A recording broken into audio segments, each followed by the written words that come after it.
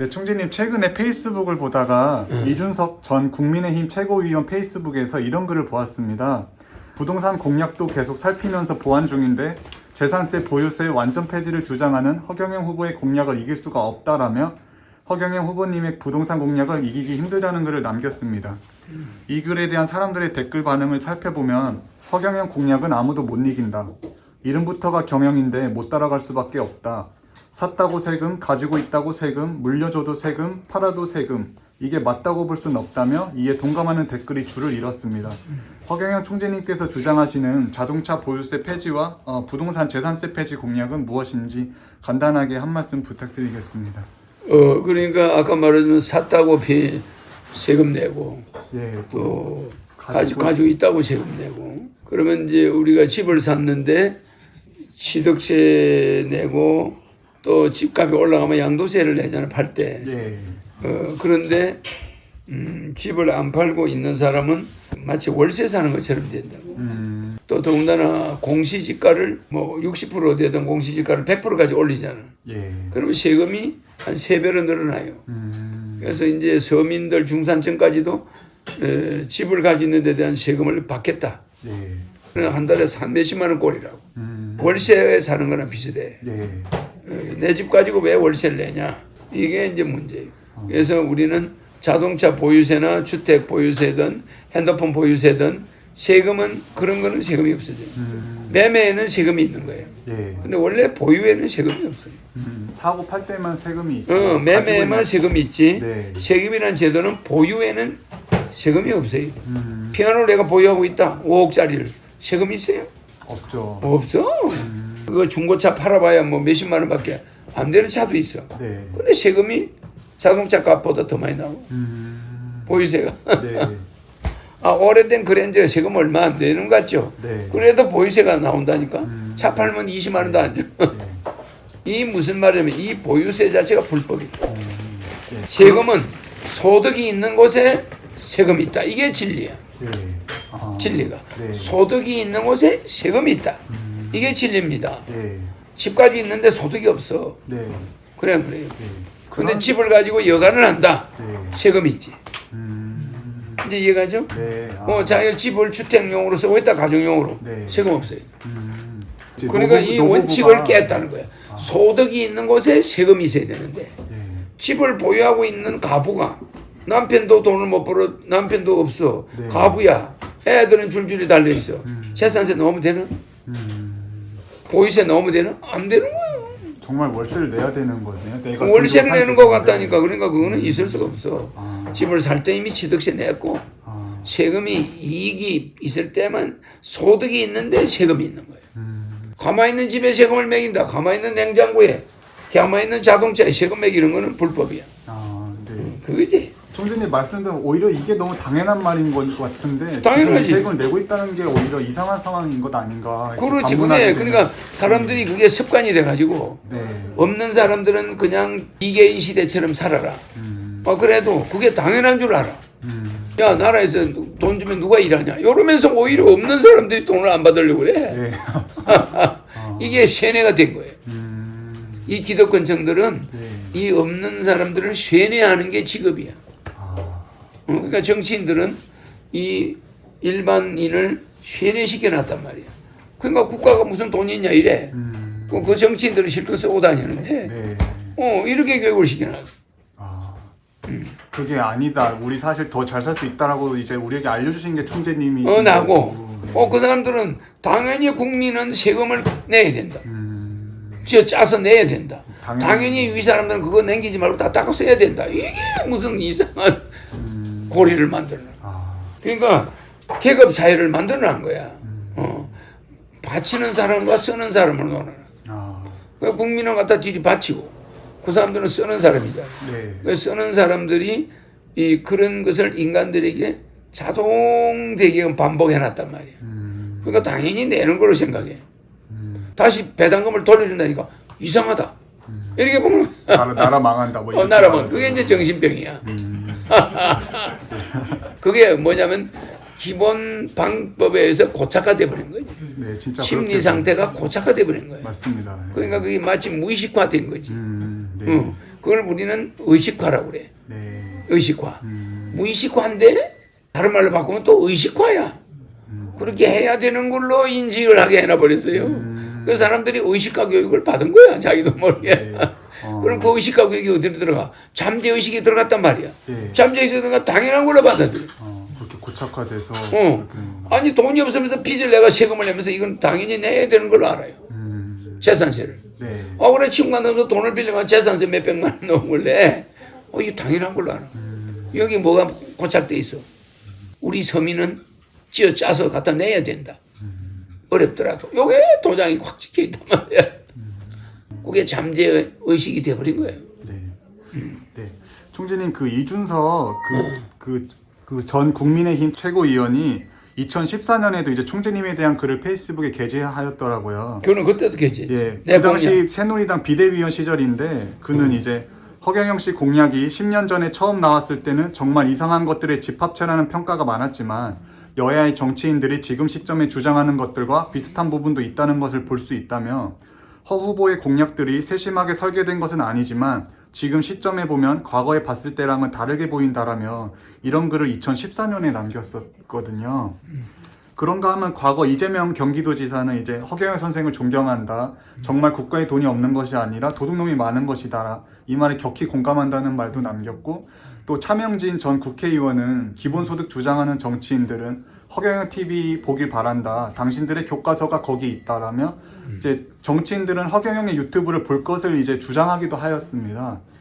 이렇게 허경영 총재님의 정책을 유심히 지켜보고 또한 지지를 선언하는 이들이 늘고 있는 상황인데 또 반면 언론에서는 아직 허경영 총재님에 대한 조명을 회피하고 있어 보입니다. 회피하고. 총재님께서 이 같은 상황을 어떻게 보시는지 이와 관련해서 한 말씀 부탁드리겠습니다. 말하자면 우리가 임계 열량이라고 있잖아. 예. 임계 열량, 임계 온도라고 그래. 이 임계 온도가 완성되면은 당연히 허경영이가 텔레비 나오겠지. 아직 임계 온도라는 건 국민들의 가난의 그 가난 지수가 아직 고통 지수가 낮다는 거예요. 더 높아져야 돼. 그러니까 임계 온도나 임계 질량이 아직까지 먹고 살 게 남아있다, 이 질량이. 임계 질량이 꽉 차야 돼. 네. 그러니까 내 속에 가난에 도저히 참을 수 없다. 여기까지 임계 질량이 꽉 차야 이 임계 전선이 무너지는 거 아니야. 네. 그러니까 임계 온도가 아직 낮아. 국민들이.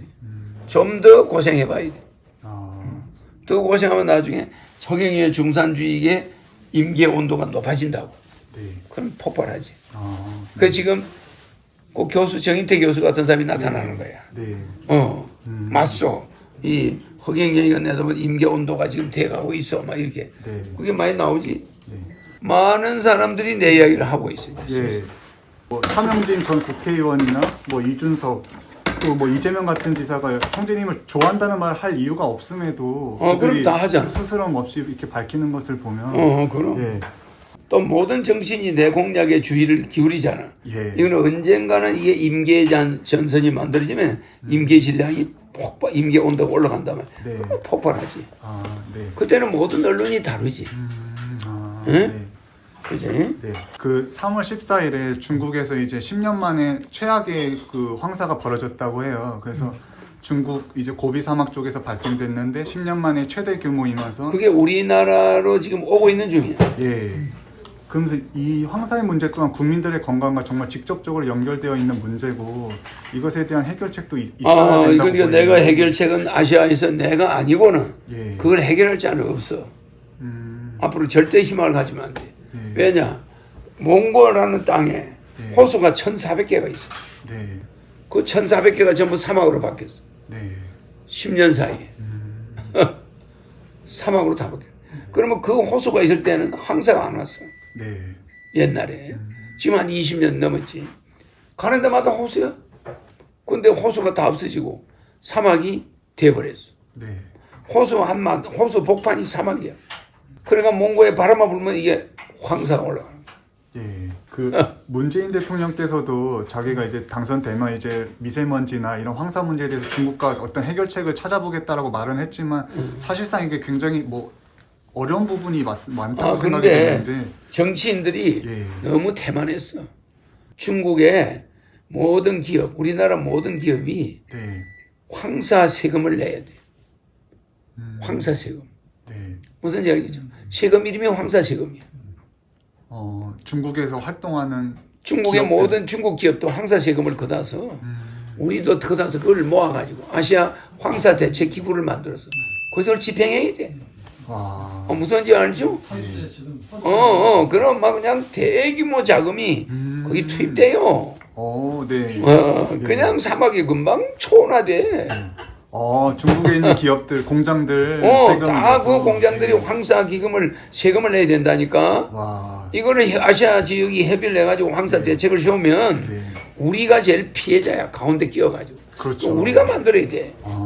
그럼 우리가 만들면서 중국을 끌어들이고 주변국을 끌어들인단 말이야. 미국까지. 네. 그러면 국제 황사 기금에서 황사가 집중적으로 일어나는 게 갖다 퍼붓는 거야. 와. 어마어마하게 쉬워요. 기금은 많고. 네. 그래 안 그래요? 전 세계가 결의해가지고 황사 세금을 걷어들이면 예. 이 환경을 살려낼 수가 있어. 세계 환경을. 와. 지금 뉴스를 봤는데 중국 베이징이 어느 정도냐면 이 모래바람 때문에 1km 앞을 못 볼 정도로 1km 앞이 잘 안 보여. 흙탕물처럼 이게 내가 보였더라고요. 중국에 북경에 갔는데 사람 사는 데가 아니야. 그러니까 중국의 미국 대사가 북경에서 사표 내고 미국으로 가버렸다니까. 내가 이렇게 황사 마시러 왔나 이러고 가버렸어. 근데 그 총리께서 방금 말씀하신 것처럼 중국이 이제 기업들에게 세금을 걷어서 황사 문제 세금. 해결에 쓴다는 거 너무나 중요한 거야. 예. 아니 중국뿐이 아니라 전 세계에다가 예. 황사 세금이라는 걸 매겨가지고 기후 먼지 날아다니는 이 미세먼지에 대해서 자동차에서 나오니까 선진국에 네. 그 황사 세금을 우리는 걷어내야 돼. 세계 통일 이전에 네. 내가 여기 건물 질 거 아니야 본관 예. 거기다 세계 연방 정부를 만들거든. 네. 그 세계 연방 사이버 세계 연방 정부를 만들어서 내가 황제가 돼. 그럼 사이버 세계 연방에서 제일 먼저 시행할 게 황사 세금이야. 황사 세금. 황사 세금. 네. 전 세계에다가 거두자. 그러니까 여기서 이제 거두는 거야. 그래가지고 사이버 세계 연방 정부가 세계를 하나로 보고 예. 황사 기금을 정부로부터 받는 거지 각 나라에.